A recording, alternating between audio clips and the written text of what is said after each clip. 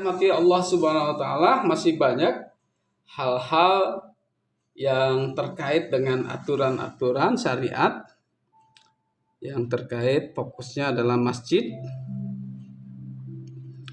Nah, ini bisa kita tadi Bapak menuturkan berdasarkan hadis-hadis ya yang diriwayatkan oleh berbagai perawi hadis tentang bagaimana aturan-aturan tentang masjid, tentang menghias masjid, membangun masjid yang indah, tetapi jamaahnya tidak ada. Kemudian tentang membersihkan masjid dari najis, yang juga penting, masjid harus steril dan bersih. Kemudian bagaimana makan dan minum di dalam masjid. Kemudian mengeraskan suara di masjid ketika ada saudara kita sedang sholat ya.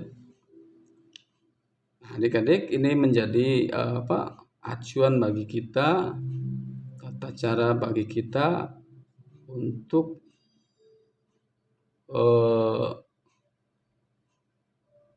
kita tentu perlu tuntunan walaupun itu sifatnya yang menurut kita tidak penting, tetapi dalam kaitan dengan ibadah di sini tentu kita harus mengikuti syariat-syariat ya yang dituangkan di dalam hadis ya. Syariat-syariat yang diaplikasikan berdasarkan dari sumber ya Nabi Muhammad Sallallahu Alaihi Wasallam. Jadi seperti dalam satu hadis, sholatlah kalian seperti sholatku. Karena sholat itu tuntunannya di dalam Al-Quran tidak ada. Hanya kewajiban sholat itu ada di dalam Al-Quran, tetapi tuntunannya ada di dalam keterangan-keterangan atau hadis-hadis apa yang dilakukan oleh Rasulullah Sallallahu Alaihi Wasallam. Adik-adik yang dirahmati Allah Subhanahu Wa Taala, mungkin terkait dengan materi kali ini bisa kita jadikan rujukan ya, apalagi kalian misalnya menyempurnakan untuk memiliki misalnya ringkasan fikih sunnah Said Sabiq ini ya. Ini dasarnya adalah hadis-hadis ya, kumpulan hadis-hadis yang menerangkan dalam praktek-praktek ibadah.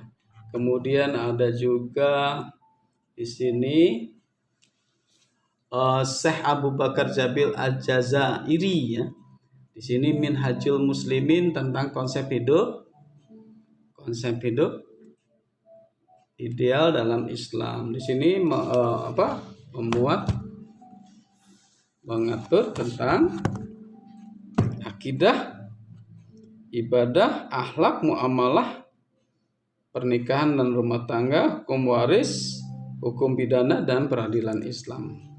Dalam buku Minhajul Muslim ya, konsep hidup ideal dalam Islam.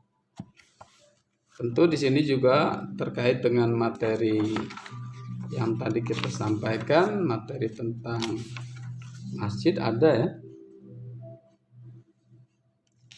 Di sini mencakup banyak tuntunan-tuntunan yang perlu kita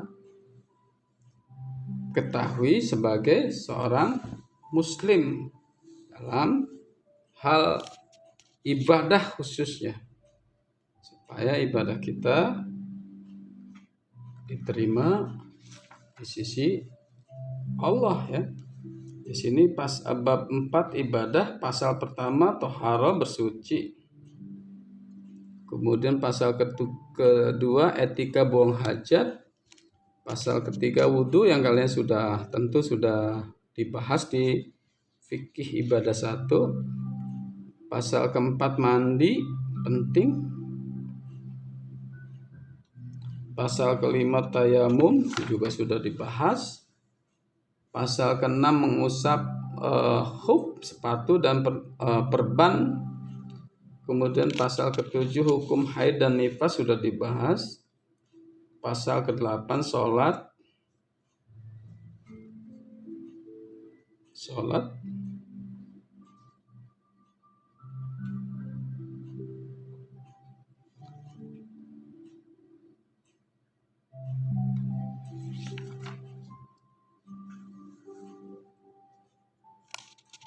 Ya, ini mencakup banyak ya.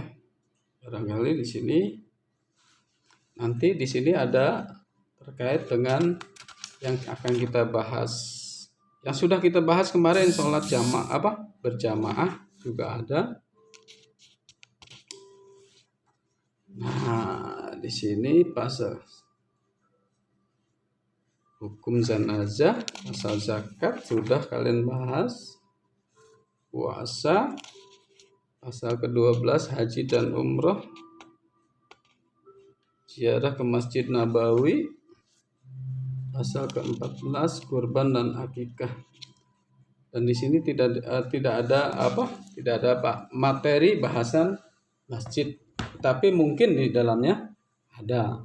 Adik-adik yang dirahmati Allah Subhanahu wa taala, terkait dengan itu mudah-mudahan materi yang tadi kita bahas menimbulkan satu giroh semangat bagi kita untuk mengkaji kembali hal-hal yang sudah Bapak sampaikan. Dan dipersilahkan bagi adik-adik untuk mengkaji, bertanya, memperdalam ya. Karena banyak tadi yang sifatnya aplikasinya ada dilakukan oleh kita. Misalnya sholat di kuburan itu kan banyak peziarah misalnya yang sholat tidak di kuburan. Tadi sudah ada isyaratnya bahwa makruh ya, makruh.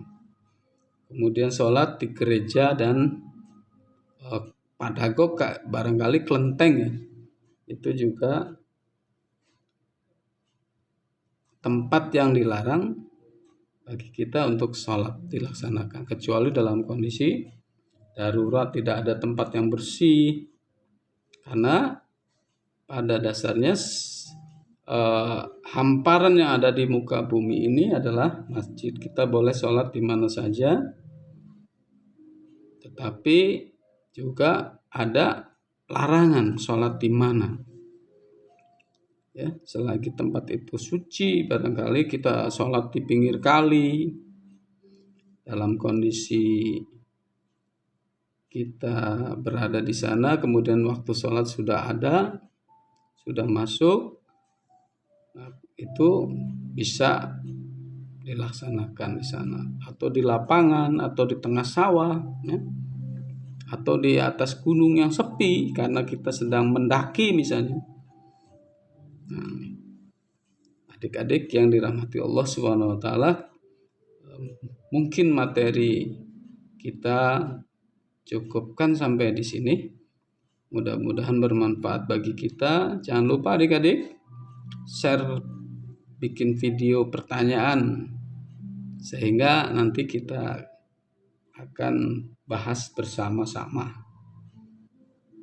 Billahi taufik wal hidayah.